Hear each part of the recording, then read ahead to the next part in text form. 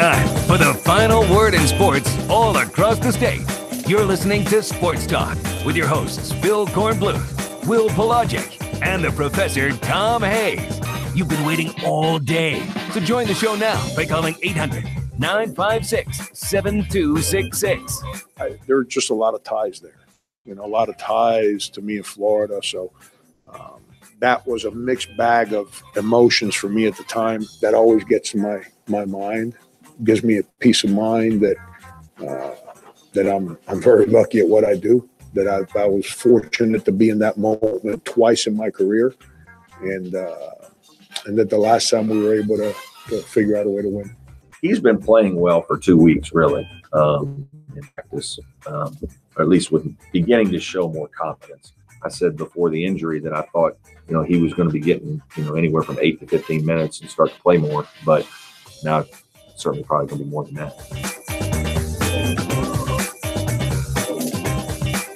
Good evening, everybody, and welcome back to Sports Talk, South Carolina Radio Network, here on a Tuesday night, big Tuesday night for basketball in the state, with the Clemson Tigers heading to Charlottesville, Virginia, to take on the second-ranked Virginia Cavaliers. And what will be a big test for Clemson, their first game without Dante Grantham.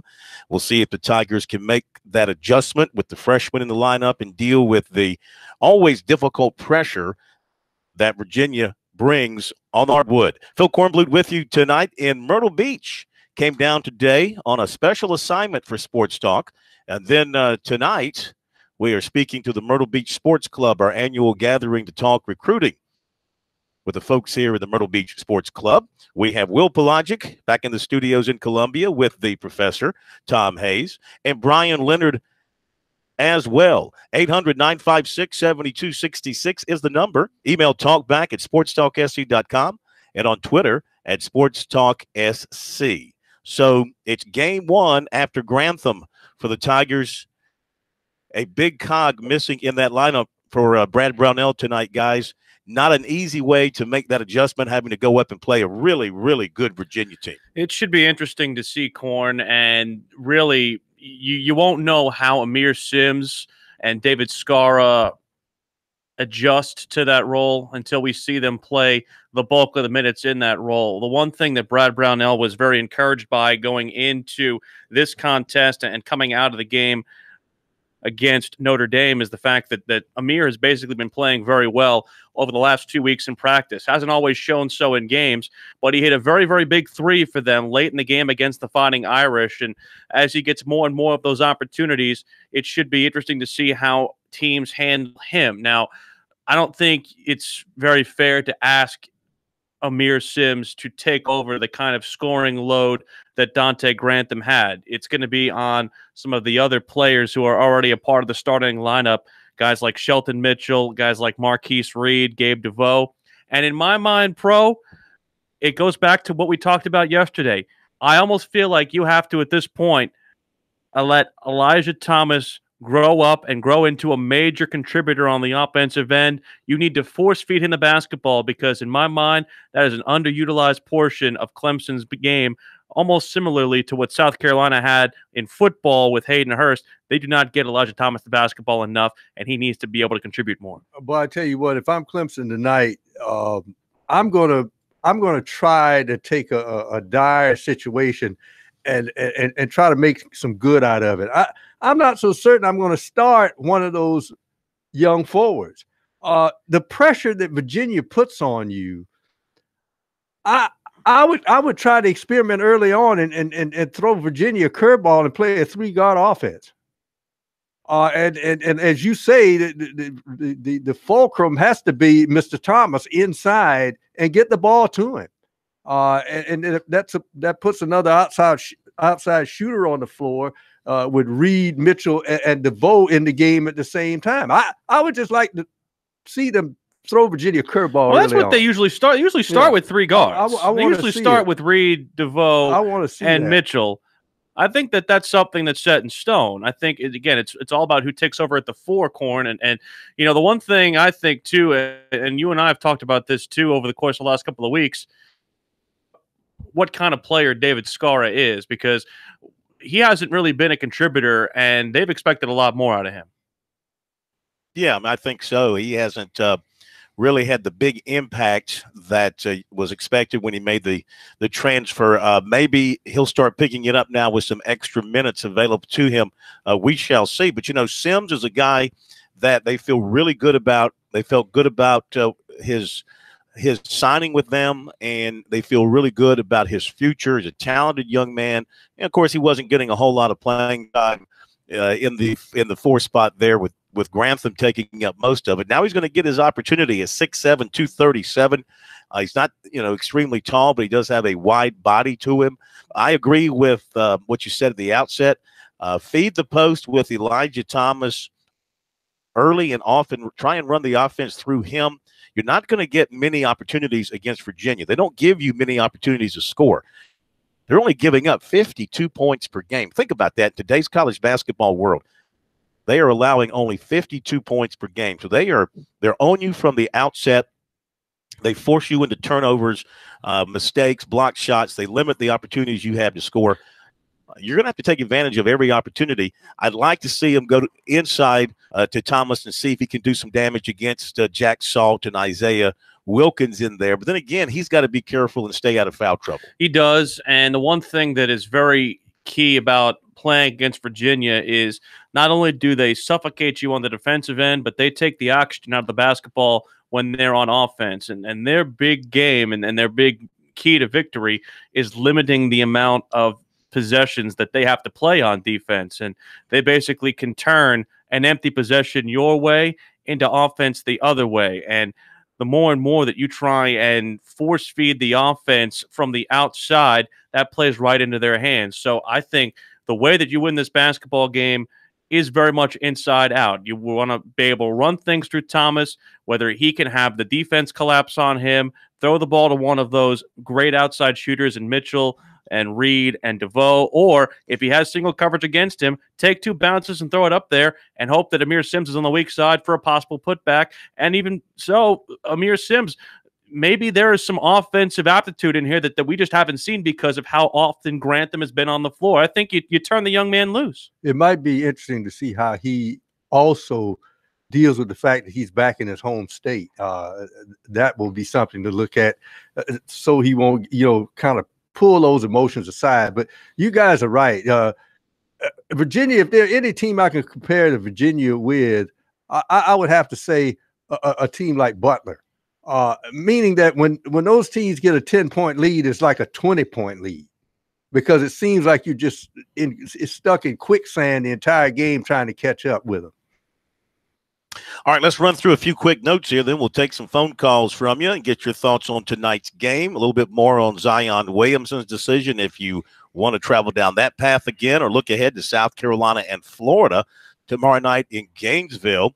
Former Clemson quarterback Zarek Cooper is transferring to Jacksonville State, so he becomes a Gamecock now. He has that rare opportunity to be a Tiger and a Gamecock. He is going to one of the best FCS programs in the country in Jacksonville State. Vandy basketball, senior guard Matthew Fisher Davis, his career is over due to a shoulder injury. Oh, my goodness. Yes, he made this announcement prior to tonight's game against Tennessee. Gainesville Sun reporting that 4 of the Florida players suspended indefinitely for credit card fraud. Jordan Scarlett, Rick Wells, James Houston, Ventrell Miller have rejoined the team and will begin off-season workouts on Wednesday. So Dan Mullen comes in and says, fraud? What fraud? I see no fraud here. Welcome on back, boys. And let's see what you got. Anything on your end, Will, you want to pass along that you've run across today? The thing from Drake Trotter we talked about earlier, Corn, before the show, and the fact that Lance Thompson, among the 6 people that Oklahoma State is considering, per Jake Trotter's reporting, for the vacant defensive coordinator spot at Oklahoma State. You remember, of course, Thompson, part of the staff that all got raises here last week from South Carolina. He was up to $550,000. The defensive coordinator at Oklahoma State makes $675,000. So something to watch for, but I don't know if he necessarily will take a look at it, but it'd be a nice little pay raise for him. Okay, we'll be right back.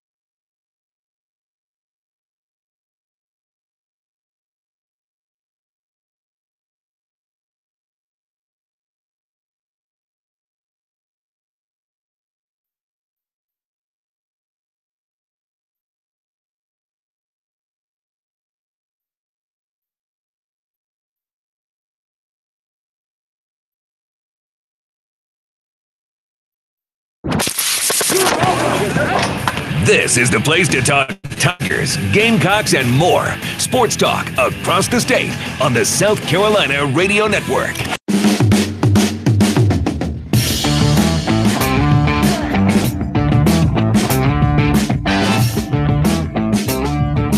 And we continue with Sports Talk on this Tuesday night. We come to you from a wonderful place in Myrtle Beach. We're at Damon's on the beach, and they are open for business year-round. When you come down to the beach, I know you come down here in the wintertime and you think, not going to be many great places to eat.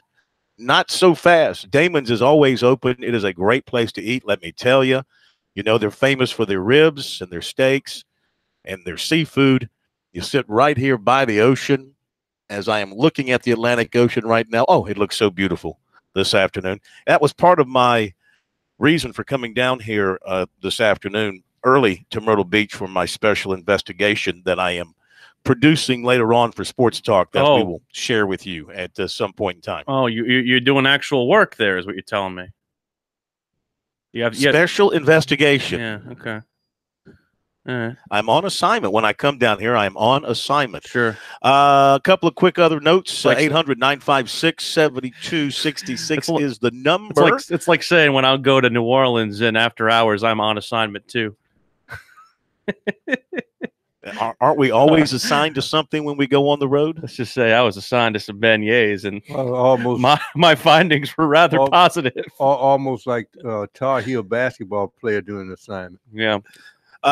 Dan Radakovich told Matt Connolly of the State, yes, indeed, Clemson's football coaches, assistant coaches will be receiving raises for their good work again this year and getting the Tigers to a spot in the national playoffs.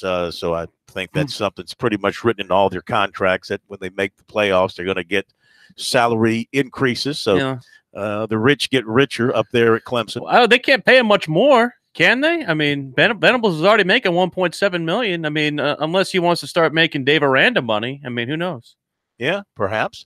The Baseball America preseason top 25 came out today.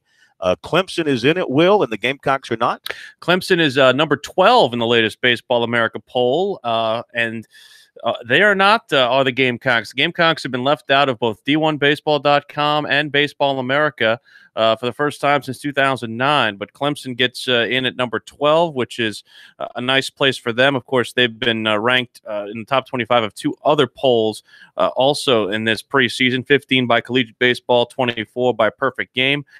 Other top 25 honorees, of course, the defending champion Florida Gators were number 1. Also among the SEC schools, 10th ranked A&M, 8th ranked Kentucky, number 17 LSU, 18 Vanderbilt, number 23 Mississippi State.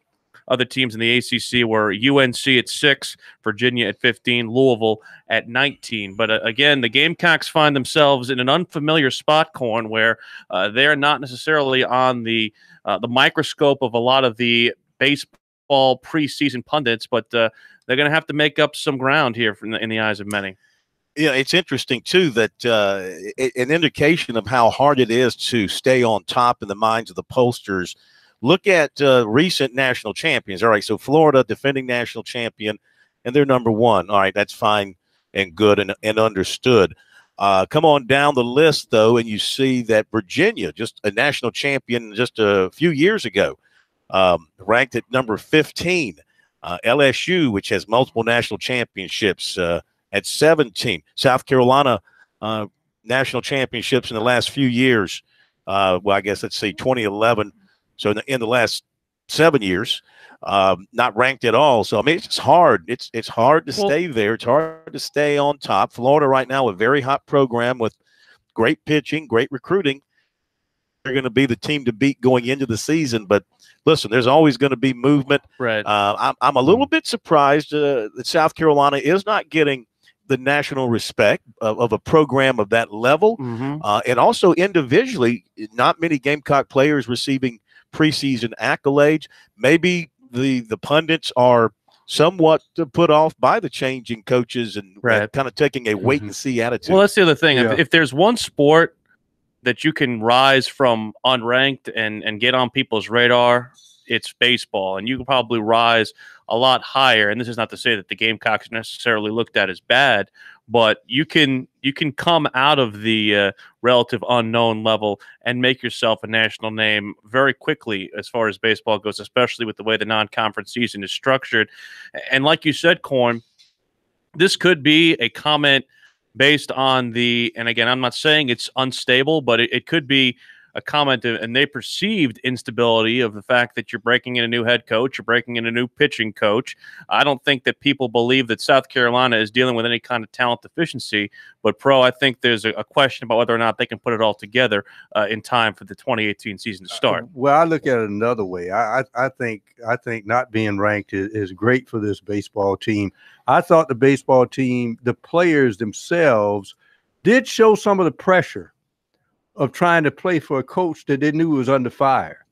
And one of the good things is, okay, they think we're not that good. Okay, all right, we'll show you. And what better way with a new coaching staff? Now, obviously, there are some unknowns. Who's your Friday night starter? You kind of figure you know who that is, but Saturday and Sunday has not been figured out. And they got to figure out their bullpen.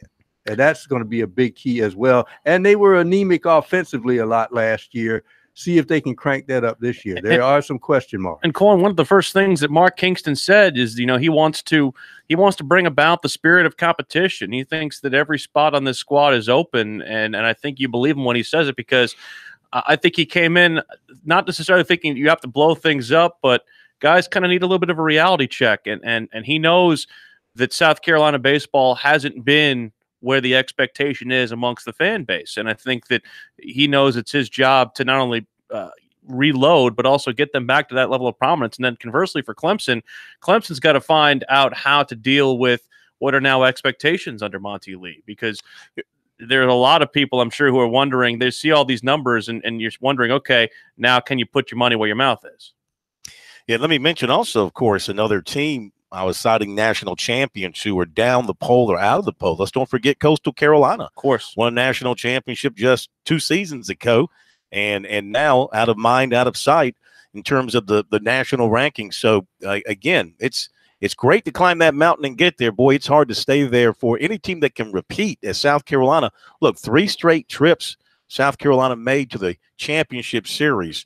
In this day and age of college baseball, that is something that may not happen again for a long, long time, because it's just, players come and go so regularly.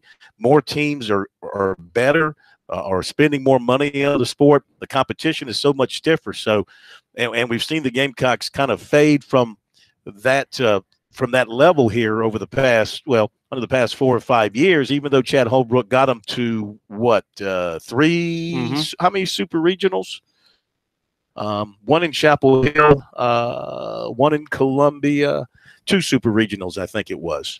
They were on the verge of getting back to Omaha, but just didn't get it done. Yeah, also you got to add that Coastal Carolina has that other problem where the familiarity of the opponents is not there, because they've had to switch conferences. So it was a difficult chore last year for them just to get familiar with some new opponents. I'm wondering too, Corn, obviously Ray Tanner wanted to let Chad Holbrook run his program the way that Chad Holbrook wanted to, but also wanted to have kind of the imprint of Ray Tanner on it. I wonder how much that changes under a new head coach. I missed the first part of your comment. Say that again. The fact that he is able, when Ray Tanner basically hand-selected Chad Holbrook to be his replacement, you wondered how much of an imprint would be on it from Ray Tanner's perspective, wondering how much of that changes now with this being his second hire, whether he pulls back or maybe even goes a little bit more intensely on it. Well, I think that part of the rub between Holbrook and Tanner as the years went on is that Holbrook less and less tried to rely on Tanner. He wanted to do it his way. He wanted to put his imprint on his own program. Mark Kingston is a guy that is a veteran coach. He's now leading his at least his 3rd program. And, he wants to do some things his way, I'm sure. But now he knows Ray Tanner's history. He's his boss. And certainly if he's got some questions or needs some ideas or some help, I would think the first thing he would do was go down to Tanner's office and say, hey, can I talk to you for a few minutes? What do you think? I think that might have been a little bit of the issue going on there with Holbrook and Tanner towards the end. All right, we'll be right back.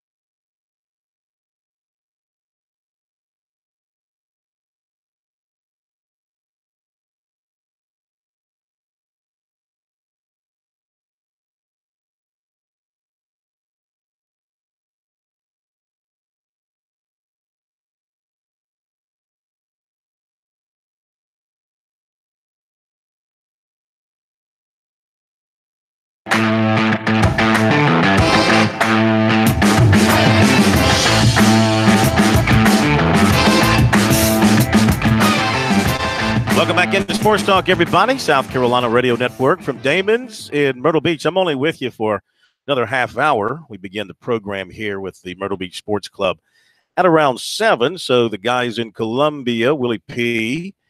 and PT, Professor Tom, will take over in the second hour. We've got Frank Martin for you in the second hour talking about the Gamecocks game tomorrow night down in Gainesville. Tonight, Clemson playing at Virginia. Virginia, number 2 in the country.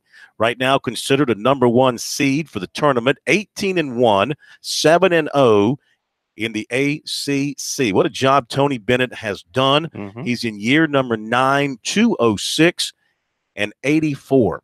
He does it with class.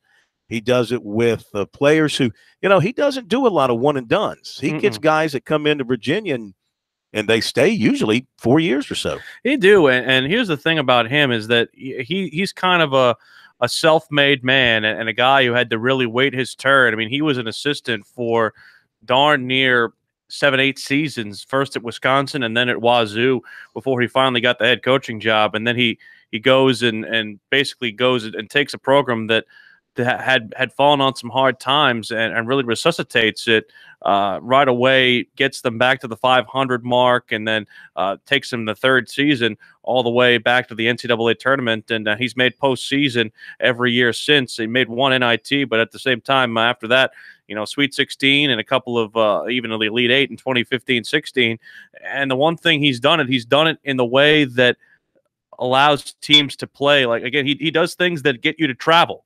It's a defensive minded game. It's a game that really you can get any player as long as you get them to buy in to play the kind of defense and play the kind of model that he has, Pro. Well, he's learned from his dad. He played for his dad at Wisconsin Green Bay, Dick Bennett, and he had a system. Dick Bennett brought that system to the University of Wisconsin, and they still use it. They don't use a lot of one and dones, but they carve you up slowly. It's almost like a slow bleed. And his dad did that at Washington State as well. And of course, that's where Virginia went and grabbed him from Washington State. And I thought it was a surprise hire because when you're in the Atlantic Coast Conference, Phil, and you're recruiting in the Midwest, and then you go out to the Pacific Northwest, I question whether he was going to be ostensibly going to be a solid recruiter for Virginia, but he's put that system in, got some transfers, including one from South Carolina early on, got it rolling, and Virginia now is one of the toughest outs in the ACC. No doubt about that. The other games tonight, it's, of course, a busy night in ACC and SEC basketball when you add the two together. Clemson at Virginia, that's a 7 o'clock tip. The nightcap in the ACC is Duke at Wake Forest. Wake Forest, a victim to Virginia on Sunday, managed just 49 points at home against Virginia on Sunday. Virginia won that game 59-49. And, of course, Duke coming off its big win Saturday against Pittsburgh, 81-54. And, of course, also Saturday, its big win in the Zion Williamson sweepstakes. So how will Duke respond to all that good news? We'll have to just wait and see. You get an opportunity. SEC. Yeah, you get an opportunity to look at one of South Carolina's next opponents coming up here, at least in the next couple of weeks. In Arkansas, they played Georgia tonight, Corn, and that game is already underway with Georgia leading 9-2. And interesting to see how this Arkansas group could be playing for Mike Anderson's job, because they have not started off well in that Southeastern Conference, at least to begin the season. And I think people are kind of a little restless, kind of in the same way they were with Brett Bielema on the football side. One of their native sons is struggling this year with the Razorbacks. Yeah, 3-4 in league play. So Arkansas, Georgia underway. Vanderbilt plays at Tennessee tonight. See if Tennessee builds on that win over the Gamecocks from the other night. Vanderbilt been a little bit, I'd say a little bit, maybe has been a major disappointment at 7-12 and 2-5 in the league. I would say major disappointment. I think you expected Bryce Drew's squad to take the next step. I know that Fisher Davis being injured is kind of something you didn't expect, but right now I think if you're looking at disappointments in the SEC, that is one of them, because to me, I think many people believe that they were going to be better than they are. And what's surprising? Alabama plays at Ole Miss tonight, Texas A&M at LSU, and then the nightcap tonight. Well, two nightcappers, Texas A&M and LSU's on the U at 9, and on ESPN, Mississippi State at Kentucky. Kentucky, 4-3 in league play, not what they're used to at this stage of the season. Mississippi State at 2-4, but 14-5 overall. The Bulldogs have lost all three of their league road games, Pro. Stepping into Rupp won't be easy. Kentucky, of course, having lost to South Carolina a week ago tonight in Columbia, which was a major setback for them, and then they lose at home to Florida. So these will not be happy Wildcats hitting the court tonight against Mississippi State. But what happens is this is a very young team, and they've lost 4 in a row. When was the last time Kentucky's lost 4 in a row? Well, it's been a long time. So they're looking at 5 in a row. And if you're Mississippi State, if you keep no, they've only lost 2 in a row. I thought they lost because they lost to Florida. They lost to South Carolina. Lost to South Carolina and lost to Florida. And that's their 2-game losing streak. I think they lost a game before that, before they played South Carolina. They beat Vandy. They beat Vanderbilt, and then they lost one. They won 2 in a row. They beat A&M and Vanderbilt before they lost to South Carolina and then Florida, but they had lost prior to the A&M contest to Tennessee. So they've dropped 3 of 5. And let's face it, one of the shocking things about Vandy in that game against Kentucky, Riley LaChance came to the free throw line with a chance, I think, to tie the game. 3 free throws, and one of the best shooters in the SEC. He bricked all 3 of them in that game and lost it. But what's keeping Vandy afloat is that surprisingly high recruiting class they got coming in. That's true. Coming in next year. How do you feel about the strength of the league in the SEC? Because there's been a lot of positive chatter with regards to the SEC finally getting the benefit of the doubt for a non-conference schedule. It's kind of been a bubbling thing that's been talked about over the course of the last couple of seasons. How does the SEC get better non-conference scheduling? Not only that, how do they get some wins in the non-conference to bolster their conference RPI? People are wondering whether or not that will finally show itself in the NCAA tournament with how many teams the SEC gets in. How many, Corn, do you think the SEC can realistically get in as far as the tournament's concerned? Well, I'd say, right now you're definitely looking at Florida. Yeah. Auburn. Of course, this is assuming there are no major collapses here in the second half of the season. But I would say at this point in time, you look at Florida, you look at Auburn, Kentucky's going to get in. You give Kentucky, they get every benefit of the doubt. I think Tennessee will get in. And then, Alabama's off to a decent start. Can they stay there? Who's going to rise from that middle group? Is it going to be Missouri? Is Arkansas going to get it together? I think Georgia's underperformed. They've got the best big man, or certainly, if not the best, one of the top 2 or 3 big men in the SEC. At some point, I think they're going to get hot. I think South Carolina has showed improvement. That was a tough loss for them the other night. That would have been a nice win to have on their resume. So I think that particular group right now kind of stands out as the ones who will have a chance to get in. Lenardi has 8 of them. Texas A&M is starting to finally turn around. They've won 2 in a row in the league after opening 0-5. So it just depends on who can hold it together and who's going to get hot in the second half of the season. Yeah, Lenardi has 8 SEC teams in. He has Missouri in, he has Tennessee in, he has Alabama in, and it's odd. We sit here thinking about South Carolina right now, and maybe a couple of weeks ago you would have looked at the NCAA tournament and kind of laughed at them. But right now they're in a situation where they're going to have some opportunities against teams like Florida and teams that have the ability, if you can get victories over them, to increase your profile. And Frank Martin's teams characteristically have been late bloomers, have been peakers who are late. So in that vein, the South Carolina Gamecocks right now are entering their most important stretch of the season to try and at least get themselves on the map if they can. And I don't think Frank Martin has ever lost an opening round game in an NCAA tournament. That's what scares people. If he actually gets in the back door and gets in there, somebody may be ousted out early. Okay, let's hit a break here. We'll come back with some recruiting news for you as we continue on Sports Talk.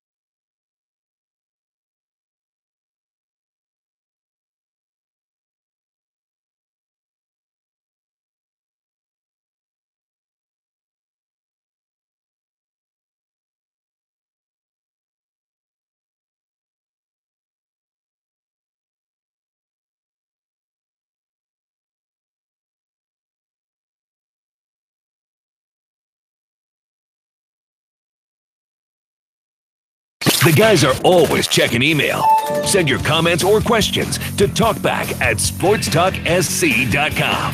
Now, more of Sports Talk from Columbia's Main Street. And from Damon's in Myrtle Beach tonight, here for our annual visit with the Myrtle Beach Sports Club coming up a little bit later on. Looking forward to seeing the fine folks here in Myrtle Beach. Want to remind you to check out foundersfcu.com and learn how they can assist you in all of your financial needs. So it will be Amir Sims in the starting lineup for the Tigers tonight. The Virginia native making his first career start in his home state, as Pro alluded to earlier. It'll be Sims alongside Thomas in the front court with the three-guard lineup as per usual of Reed, Mitchell, and DeVoe. All right, let's head to the phones, and we'll get to recruiting here in just a few minutes. We go to JC in Columbia. Welcome in, JC. How are you tonight? Hey, guys. I just want to make a couple of comments. Hey, Brian, I'm glad Brian's a part of y'all's team. I just want to make a comment. I was listening to you guys the other night. I'm on the road a lot, and about a guy really handing it to you guys over Clemson, talking this and that. And evidently, this guy's got anger problems. I want you guys to know how much I appreciate you being Sports Talk and being there where we can listen. And this guy's just got the issues. I'm thinking to myself, Mike, I almost fell out of my truck. I'm thinking, his mama left him behind. He going through divorce or something going on. It was horrible. I just want to say that was a horrible conversation I listened to with that guy. You guys do a great job. I just want to let y'all know that. And, that would have ruffled my feathers too. I mean, he went way out of bounds, dude. And everything he told was not the truth. The only thing I'm mad every night, man. JC, the only thing I'm mad about is that you made me a lie to my mama, because my mama always gets mad whenever people say things like that about us. And I have to tell her, no one ever calls us to talk about how good we are. No one ever does that. Yeah, but you've proven it wrong. So there you go. Not from here, and he was horrible. I mean, absolutely horrible. Maybe he quit listening and just go somewhere else. We don't need him. But anyway, y'all have a great night. Thanks, JC. Thank you very much. Appreciate the phone call. 800-956-7266. Always good hearing from JC, as it is always good to hear from Glenn in North Charleston. Are you talking into your watch again tonight? Yeah, sure am. Oh, the watch is on the fritz. Real well. We can't hear you, Glenn. Probably because I'm on the en route to the house, so that's why it's on the road with all these transformers. Yeah. Hey, we got to get you a better watch to talk into. Yeah, I think maybe Glenn has to do something novel, Corn, and maybe like use a phone, maybe. Instead of let's get him a Seiko or any other watches out there have phones built into them.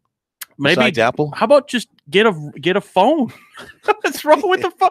He thinks he's hot cool stuff anymore. It's not cool to talk into a phone anymore. You know what I used today? I used an actual phone that's plugged into a wall. Oh my God, you're so 2005. Very much an old soul, Corn. Yeah, old soul. Hey, Glenn, call back when you get a better connection if you want. Or phone. 800-956-7266 is the phone number here on Sports Talk. Let's give you the recruiting that we have for tonight, unlike last night where we were inundated. It's it's a Tuesday now, so we've had a day to let the weekend sort of settle down and everybody get back to the regular process. Coaches getting out and about, visiting with recruits in this class and recruits in the next class, and even on down the road. USC offensive line coach Eric Wolford is going hard after offensive lineman Ja'Kai Moore, 6'6", 293. He's out of Nokesville, Virginia, and the Gamecocks are in good shape with him right now. Like I said, Wolford's been working him real hard and constantly talking to him and making him feel like that he is wanted, plus they like him as a player. He's a guard. He's a big offensive guard at 6'6", 293. He likes Wolford, thinks he's the kind of coach that can develop him for the NFL. Wolford's been in 3 times to check on him, and he plans to visit USC in March. Virginia, Maryland, Virginia Tech, Penn State, Wake Forest, and Old Dominion also have been by.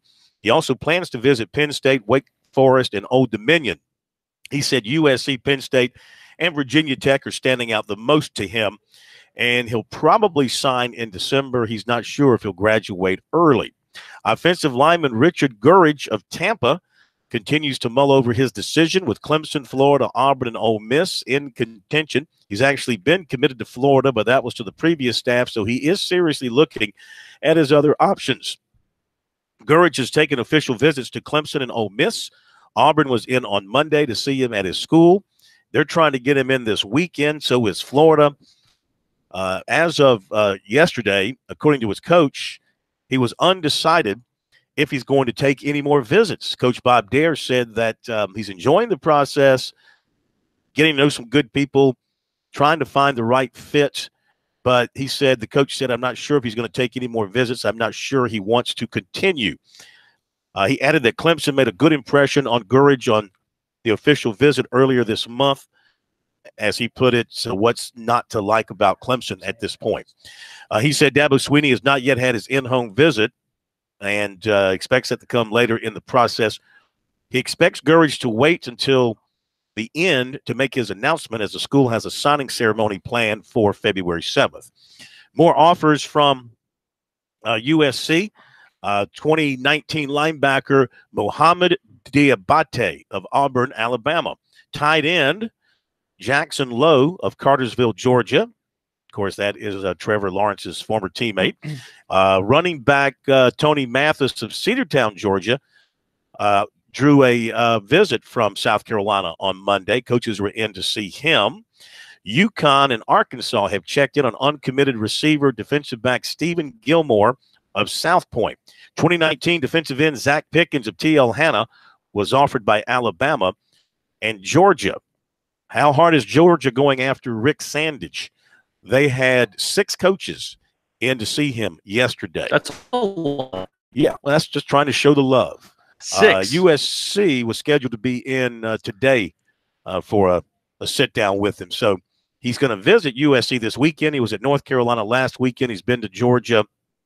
And the Gamecocks, the perceived favorites. So, again, be careful with what you read and believe, because the kid has never stated a favorite, but others are stating a favorite for him. And we saw how that turned out with Zion Williamson. So, who knows? North Carolina impressed him. He was very impressed on his visit to Georgia, and he's been impressed when he's been at South Carolina. His mother's a USC grad, so the Gamecocks should have that in their favor. So we shall see what happens there, but a lot of work still to be done by South Carolina in that particular case. And that's what we've got right now for recruiting. We invite you to check it out on a regular basis on our website, SportsTalkSC.com, and follow along with us on Twitter. Follow the Bouncing Pin up to National Signing Day on Twitter with us at SportsTalkSC. I'm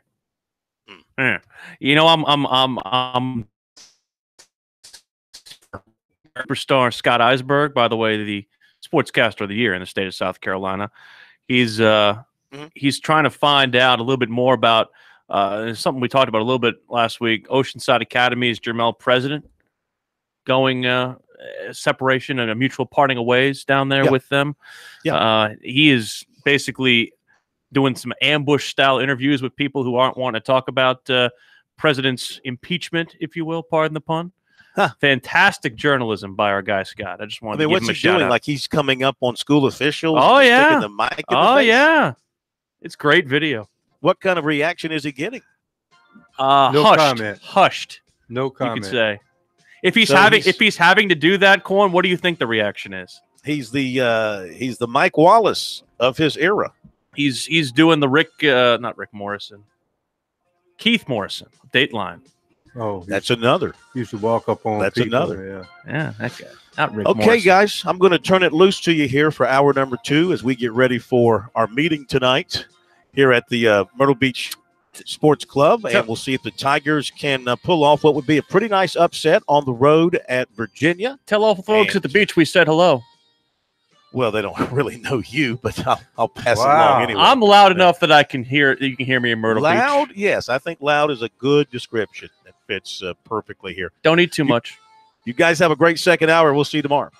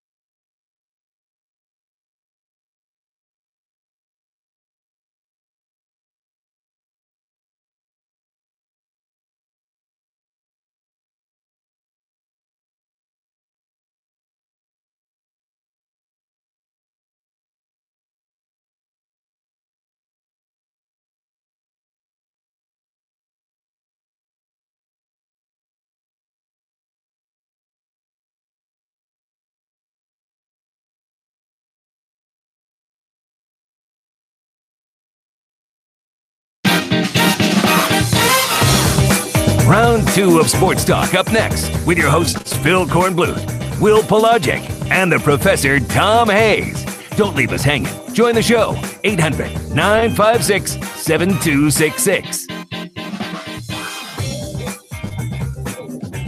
And welcome back to Sports Talk, South Carolina Radio Network, Hour 2 on a Tuesday. Willie P. with you here, along with Professor Tom Hayes, producer Brian Leonard.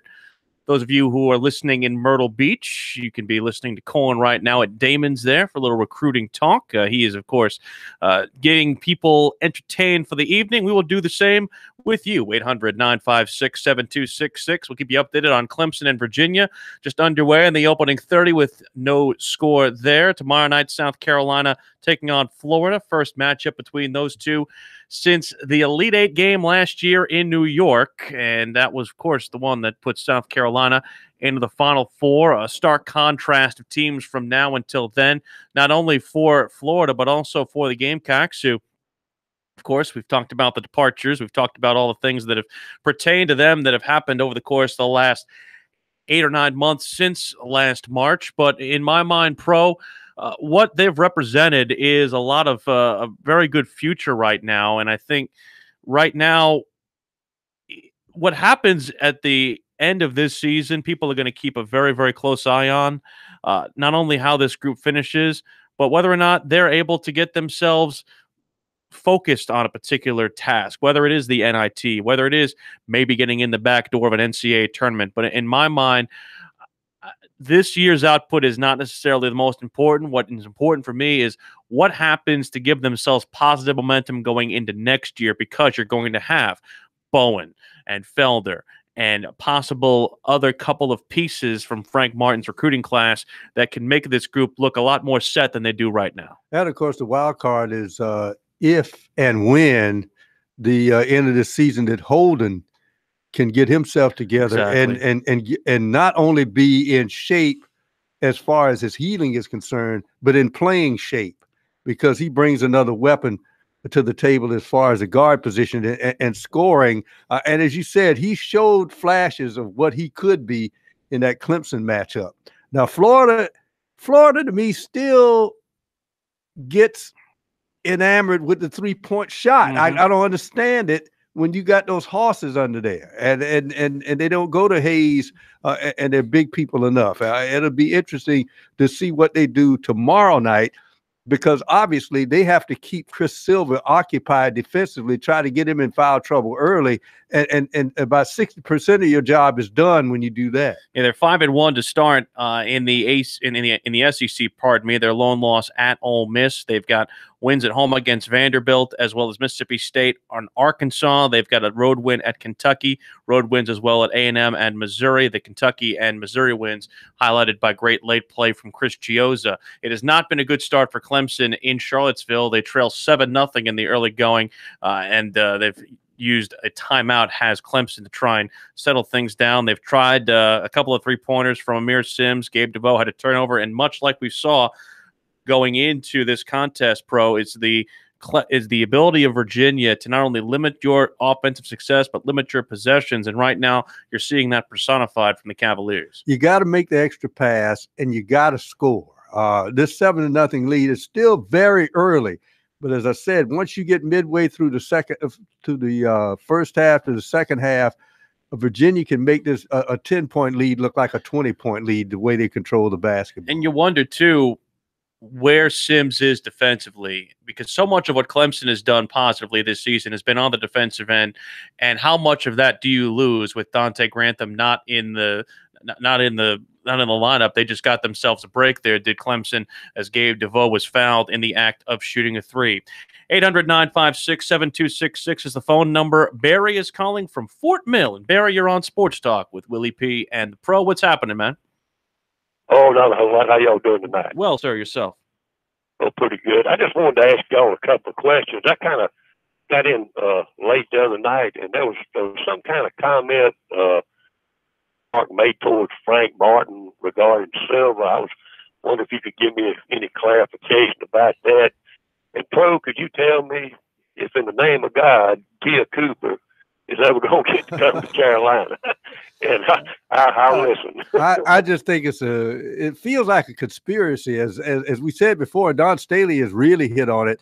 That a similar situation happened at Notre Dame, and they slid that girl right on through. And Tia Cooper, for whatever reason, they have not cleared her. And I'm not so certain. You just don't, just count this as a red shirt at this point in time.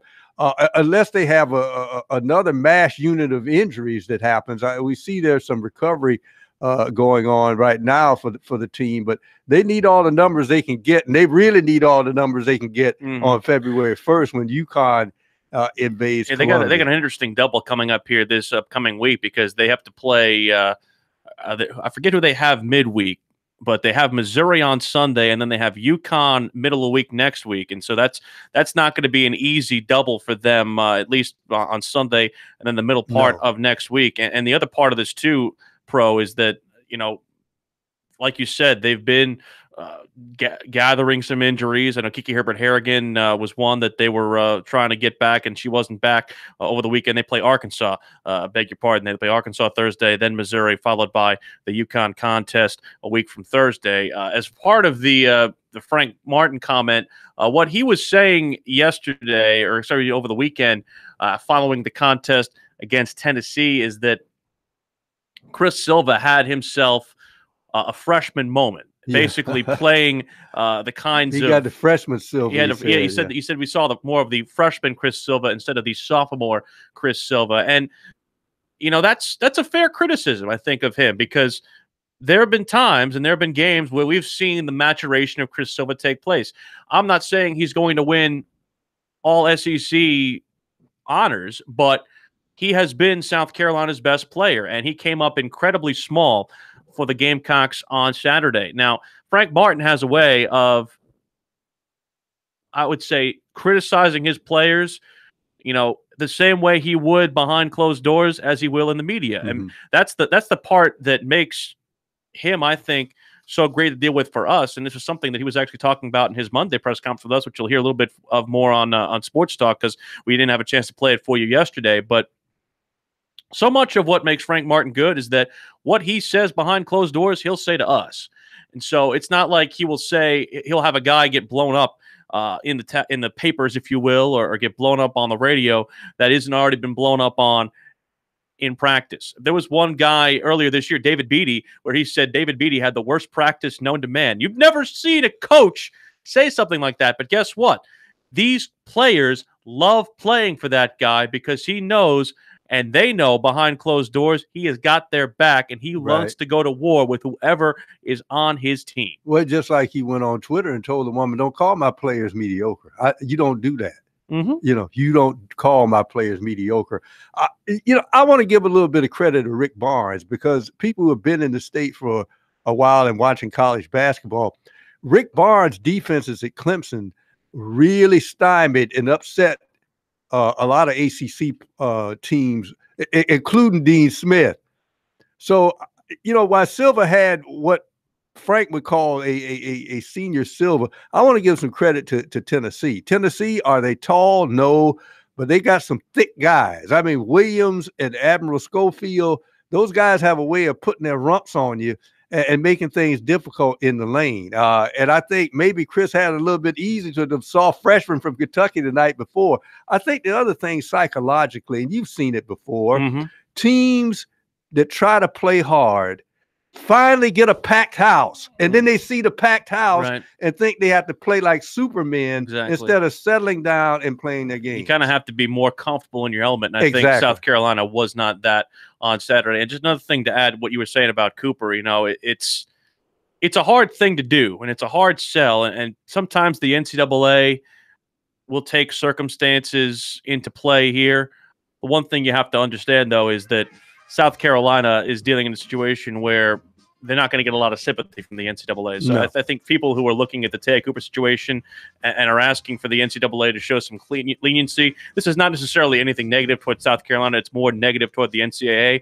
The NCAA doesn't exactly major in clemency, if you will, when it comes to anything. Like, unless your name is North Carolina. There you go. Or Notre Dame. Or Notre Dame, either there. Clemson's battled their way back to tie Virginia 7-7, and Elijah Thomas with a sick back layup to make it 9-7. More updates on Sports Talk when we come back.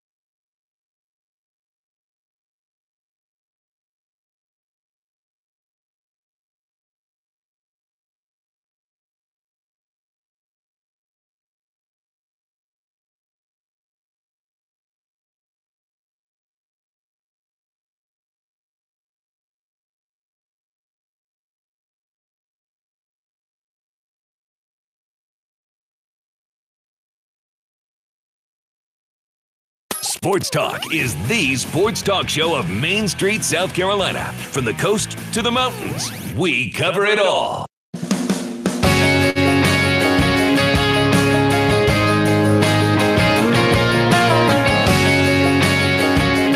Welcome back, Sports Talk, South Carolina Radio Network. Willie P. and the Pro. Clemson had battled very, very toughly here against Virginia, though they trail now 14-11, just under 8 minutes gone by in the opening half. Problem is they're settling for bad shots on offense. And it looked like they had kind of found something with something we had talked about earlier, Pro, and that's get the ball inside to Elijah Thomas. But in the last 2 possessions, they've taken errant threes late in the shot clock because they've not necessarily been set offensively. And a lot of this, too, is having to do with Virginia's press, allowing them, or at least not allowing them, to get across the floor until about 17, 18 seconds on the shot clock.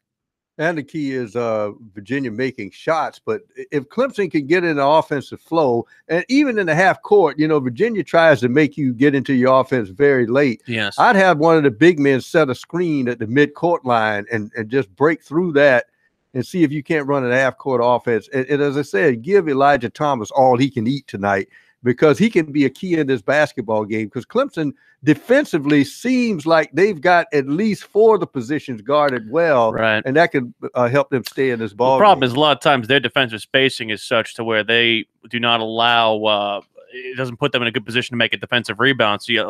So much about defense is spacing. It's not even, it has nothing to do with your hands. People say you defend more with your feet. It all has to do with spacing, especially when you're a team that is playing what I would consider Clemson to be right now, and that's shorthanded. And I think that so much has to happen with your spacing to where even if you don't deny the ball, you don't deny a shot, you got to put yourself in a position to get a defensive rebound. And they haven't always been that way when it comes to the defense here.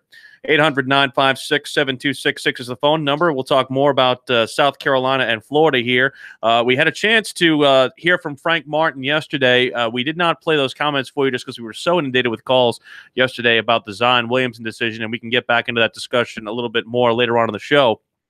But here's some of what Frank Martin had to say about a Florida Gators team that comes in, a very, very strong team that comes in first in the SEC. And, of course, a lot of emotions from last year with Frank Martin playing at school that really is the first school that he knew about in his youth. I'm not a big reflection guy, and I'm sure there'll be a day where you guys have heard me say this a lot.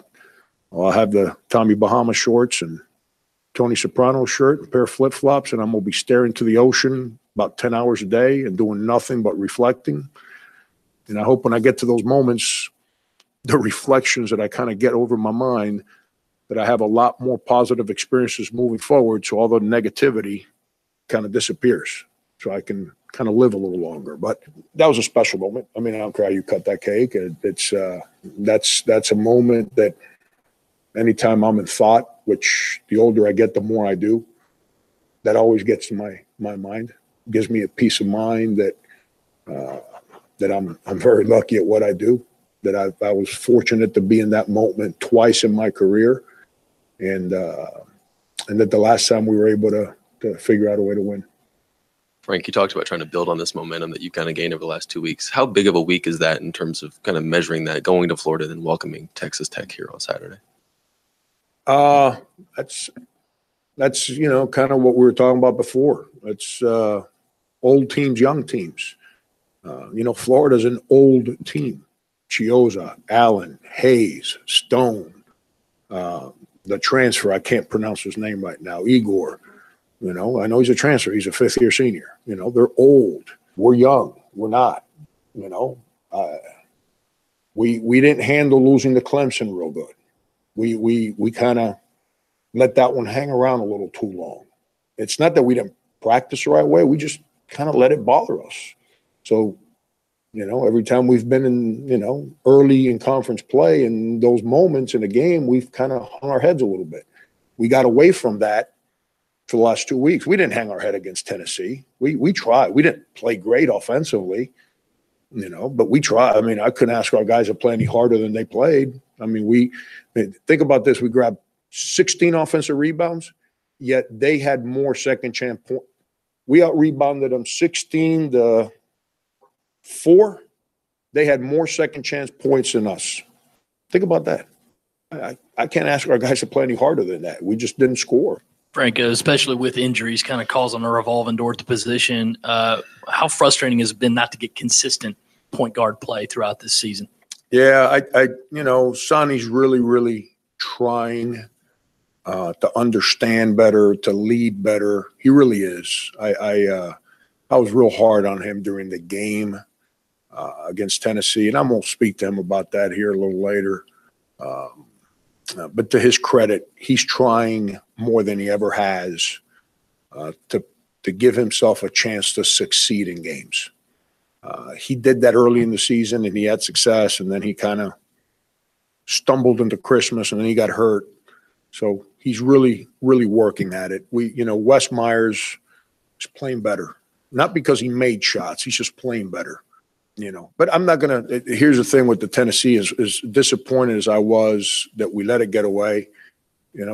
Lamonte Turner, who we've been playing against for 3 years, he's a 34% shooter, 29 from the three. And he jumps up and makes every shot against us. And, it's one of them deals, man. It's older guys in the league, and that's what this league's about. Yeah, I mean, look at them across the starting lineup. Sophomore, junior, grad transfer, junior, and then the senior, Chris Chiozza, who, and again, a lot of them, these are high-volume minutes guys.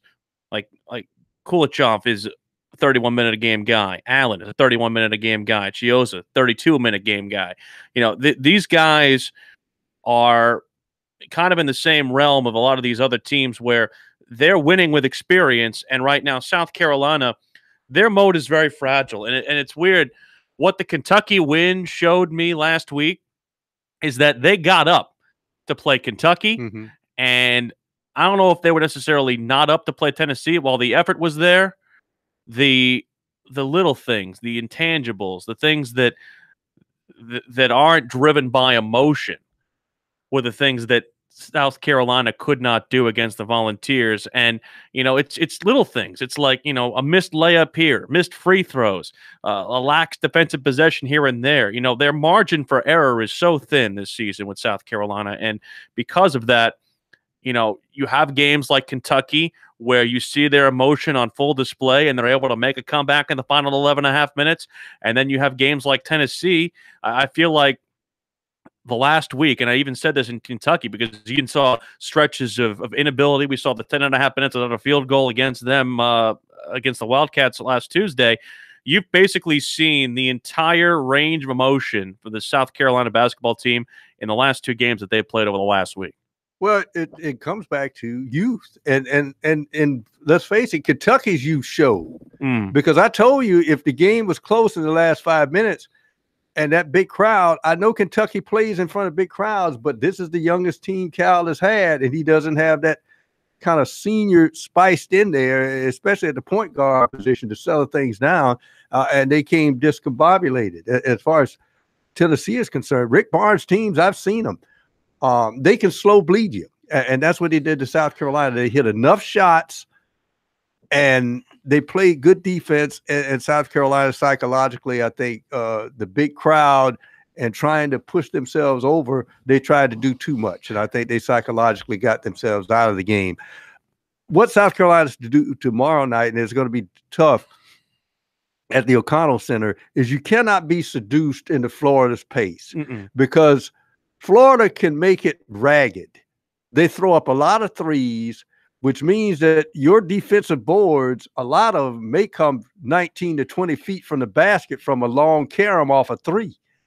And when you got quick guards like Chiozza and Allen, they can get those rebounds. But they still are what? In the bottom four, I think, in the league in defensive and offensive rebounds. So South Carolina has to hit the boards, and that means the guards also. You have to team defend a guy like Chiozza, but that at that point you can basically expense yourself against Kevon Allen. Clemson not only has fought their way back, they have taken the lead on Virginia 20-14 with about 8 minutes to play in the opening half. We'll tell you kind of how they've done it. We'll get back into talk about them. You mentioned Kentucky. I want to bring something up about Kentucky because there's a little bit of infighting among the Blue Bloods in college basketball, and it has to do with recruitment and the pitch that these schools put out. That's next on Sports Talk.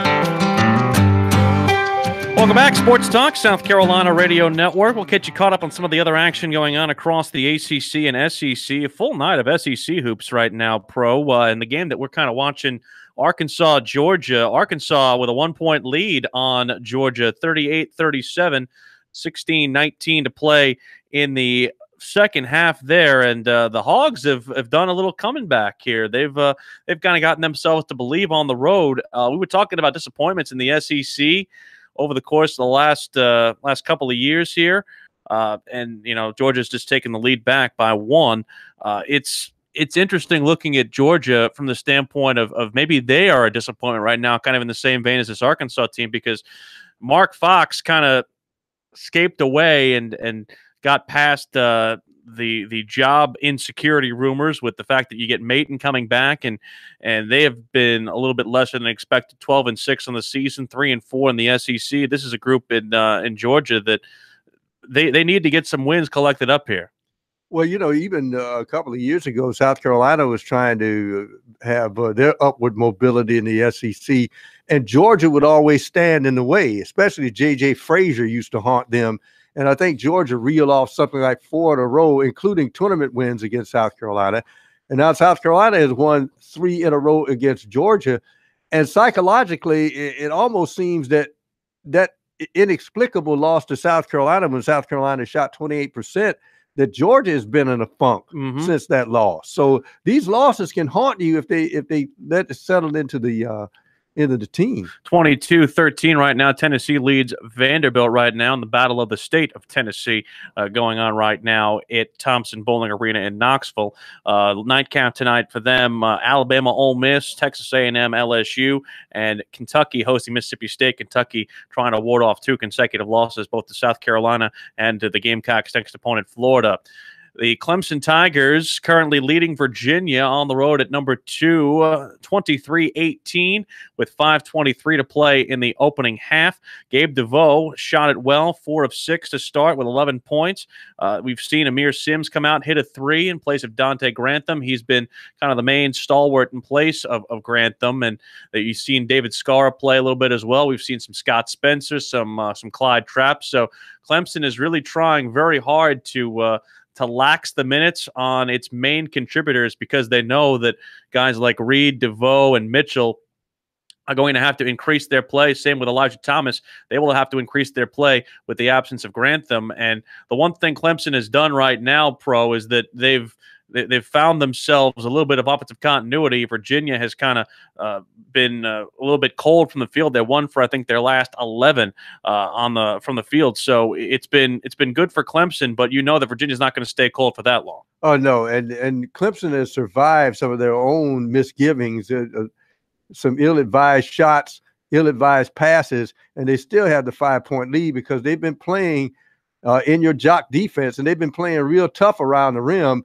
And let's give the officials credit. They let them play in this ball game. Both teams have been very physical on the defensive end of the court. And the other part of this, too, from Clemson's perspective, you have to think about is the fact that this would have been a very, very hard win with Dante Grantham. The fact that you're now without him and that this is the first game you're playing without him, this is a group that, not that they use Dante as a crutch, but it almost is kind of like you take him for granted. Like you knew he was always going to be there. You knew he was always going to be a part of that group. And now that he's not, he just did so many things.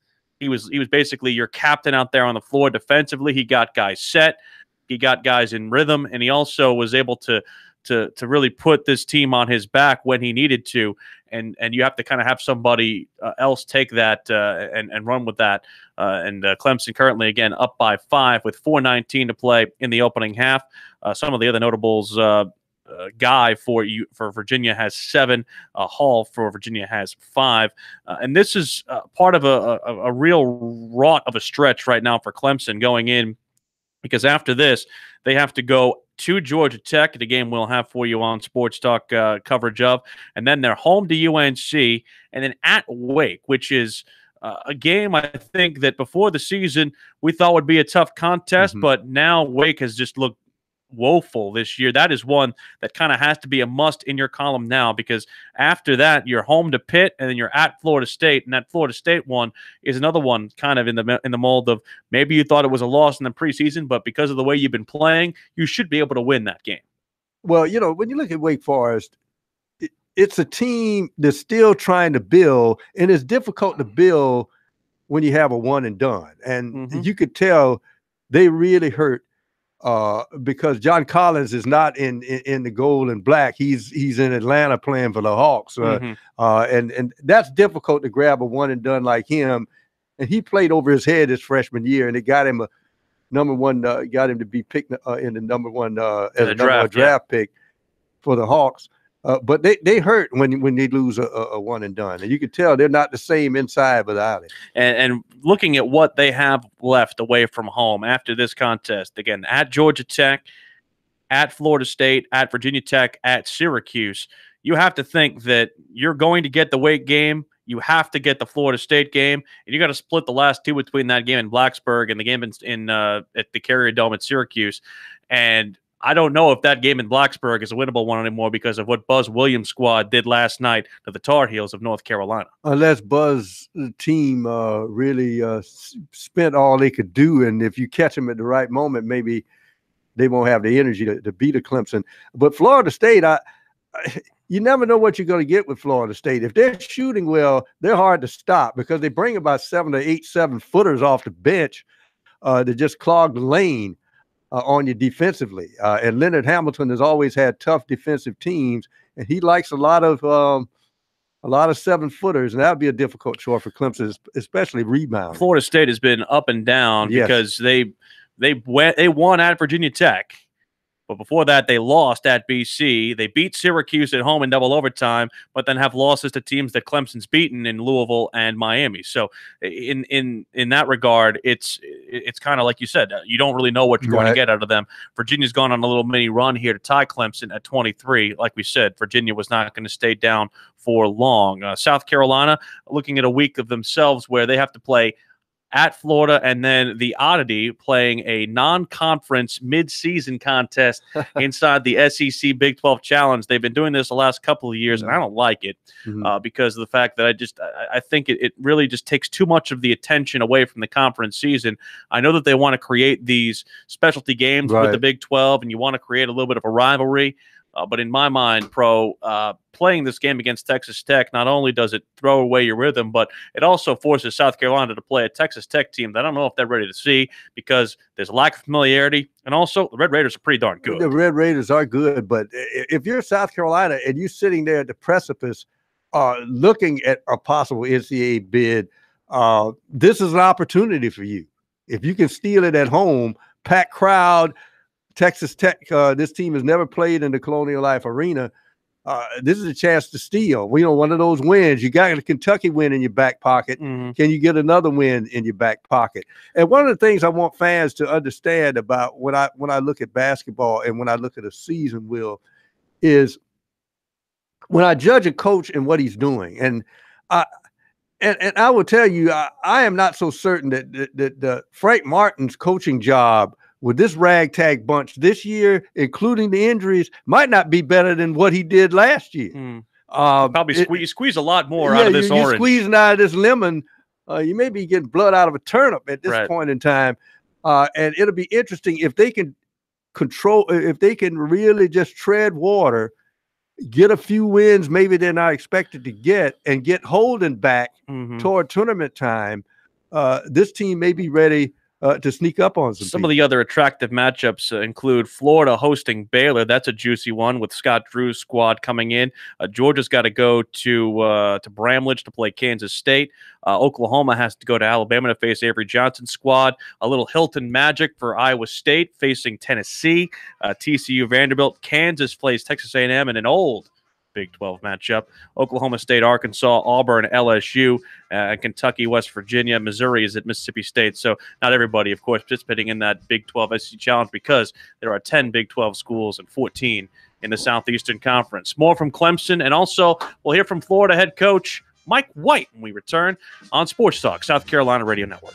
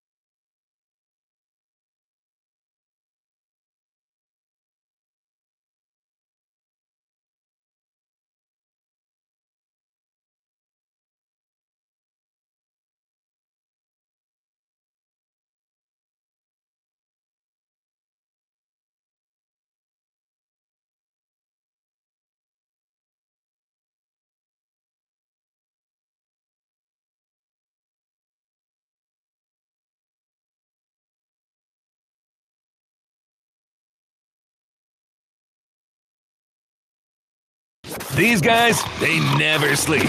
Check them out on the web at SportsTalkSC.com. Now, more of Sports Talk on the South Carolina Radio Network. South Carolina Radio Network, this is Sports Talk. Willie P. and the Pro. Corn will be back with us again tomorrow. He's right now at Myrtle Beach giving you on assignment, giving you all you can handle from the folks at Damon's over there. What did you think? Because we didn't get to this yesterday because we were talking too much about the impact of Zion Williamson's not picking Clemson or South Carolina and picking Duke. We talked about the impact on the schools, but about the game as a whole, because so much about the rich getting richer in college basketball is not necessarily, in my mind, a good thing. And far be it for John Calipari as somebody who looks out for the have-nots in college basketball. He's kind of an uncharacteristic soothsayer in this regard, but he had some comments about what Duke does to pitch these recruits. According to what this is what Calipari said on Monday during his weekly address to the media. He says, "I don't sell when you come here. The university and the state will take care of you for the rest of your life. You may buy that. I've got some great property and some swampland in Florida to sell you." He said, "Being set for life is the pitch Duke commonly uses to lure in recruits," and that's something that John Calipari says is a fallacy. What do you feel? I really have no feeling about it. I know that, what is that Kentucky does with the seniors or people leaving when they have the alumni game or whatever, and they get together and they sell the tickets and all that stuff. Kentucky has a good fallback plan, I think, as well. But I think it's time to kind of pitch on Coach K. I remember Nolan Richardson used to do the same thing to Coach K when Coach K wouldn't take one and dones. And that's when Nolan Richardson says, Coach K gets 70 players and he graduates 70 players. I take 100 players and I graduate 70 players. But guess what? That means I gave 30 other players a chance when he wouldn't have. They used to go back and forth like that. But I have no sympathy for Calipari. I mean, he does his thing as well. Well, I don't know if I don't know if Calipari selling the family thing. Well, Calipari, I think what he's trying to do is he's trying to say that all these guys going to one program or two programs is bad for college basketball, and I agree with him there.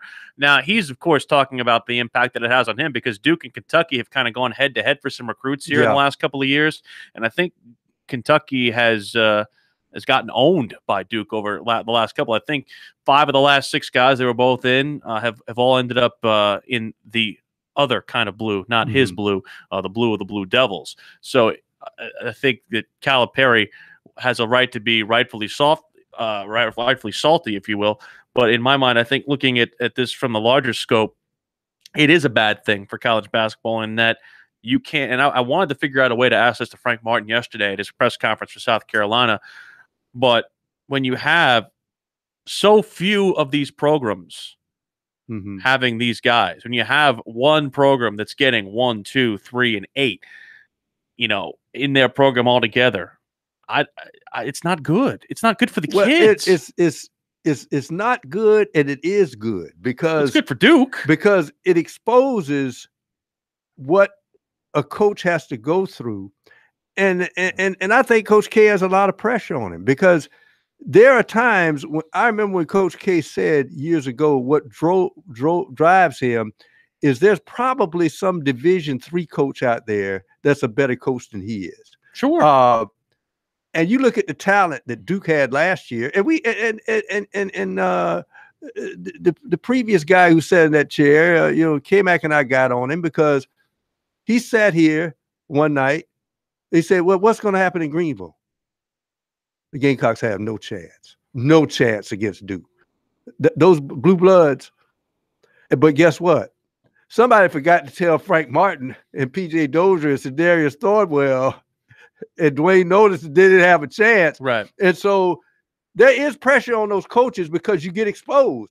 Right. Well, what happened? Well, you had all the McDonald's All-Americans. Well, this guy had a veteran team, and he's a damn good coach, and he took the game from us. So it still proves that coaching and some experience can outweigh. You look at Wichita State's program. Mm-hmm. They don't get the blue bloods, but somehow, Greg Marshall keeps them in that top 15 year in and year out. He gets enough. Yeah, he gets enough developable guys who can again mature with time spent at a university, and he turns them in and turns them into guys who can play cohesively.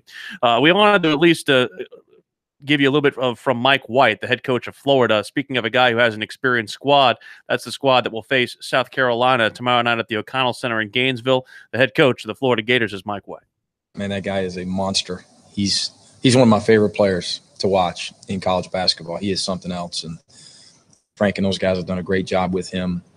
No one plays harder in college basketball. Our guys, first and foremost, are going to have to match his intensity and physicality, and we can't allow anything easy. We've got to be really intelligent and disciplined with our fouls. They're top 5 in the country in drawing fouls, and he's number 1. He's not only tough and skilled, and obviously he's developed his game, but there's a feel there too, just a basketball IQ. He just understands how to get himself to the foul line. Different teams on both sides, but flashbacks you get to the last meeting as you play this. Our style probably contrasts with our style from last year a little bit more than theirs. I think Frank may disagree. They're similar in a lot of ways.